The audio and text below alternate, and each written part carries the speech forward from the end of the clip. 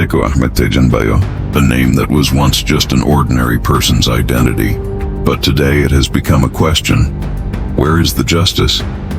He was born on September 30th, 1983 in Sierra Leone, in a country where the sound of a bullet was more familiar than the cries of children.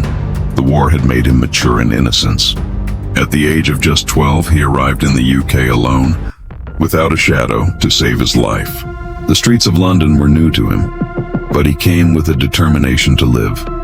The outside world considered him just an unaccompanied minor, but there was something else in his eyes, a dream, a question, a determination. His sister Katie Johnson already lived in Fife, Scotland, and Sheko soon settled in with her.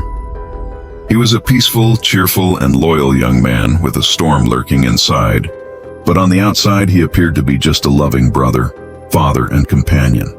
His relationship with Colette Bell was deep and true, and their son Isaac was the living proof of that. Tyler, from his previous relationship, was also an important part of his life. He worked for British Gas, training to be a gas engineer, and dreamed of making a difference in the world through his hard work.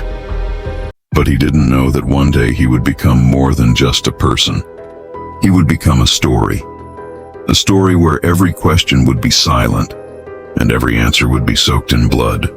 On the morning of Sunday, May 3rd, 2015, Sheko had planned to watch TV at his friend's house. But something went wrong that day. Sheko had used dangerous drugs called MDMA and Flakka, which was completely different from his usual routine. According to his friend Zahid Saeed, Sheko began behaving in an unusual manner, which led to an argument between the two. Sheko took a large knife from the house and came out. He tried to approach and enter cars moving on the road, after which several citizens reported to the police that a man was making dangerous movements with a knife. However, when 6 police officers arrived at the scene, Sheko did not have a knife. They tried to control him, but Sheko was not obeying their orders. One police officer, Nicole Short, testified that Sheko hit him and knocked him to the ground and kicked him. Later, the police made a vigorous attempt to control him using batons and hands. Sheko suddenly fell unconscious.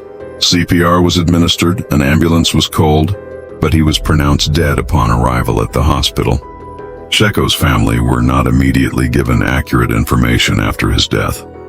According to Katie Johnson, the police initially said that Sheko was found unconscious on the street and died in the ambulance.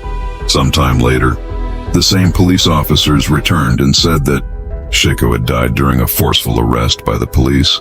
Chief Superintendent Gary McEwen later gave a statement that Sheko had a machete and that he had struck and stepped on a female officer. These claims did not match Sheko's character, and when the family questioned this, they were told that it was just a blade or a knife.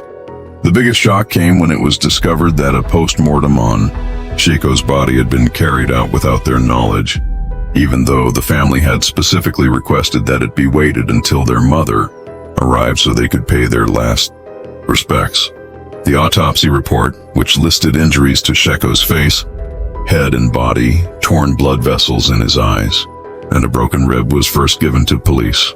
The report also noted that drugs were in his blood and gave the cause of death as sudden death while controlling a person under the influence of drugs. Katie Johnson lamented that she was only allowed to see Sheko's face through a glass window. She couldn't touch him. She couldn't say goodbye. In the meantime, police officers were given all the information while the family was kept in the dark. Several weaknesses were revealed early in the investigation. The PERC team was small, inadequate to handle such a large and sensitive case.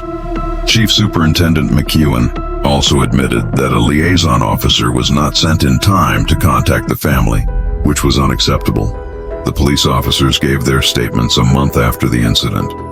In June 2015, despite the Scottish Police Federation advising them to remain silent until their status was clarified, this delay further obscured the course of justice.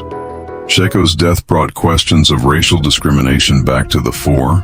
If Sheko had been white, he would have been treated differently, said Katie Johnson. Her statement shocked many, but its truth was reflected in the abuses in Sheko's case.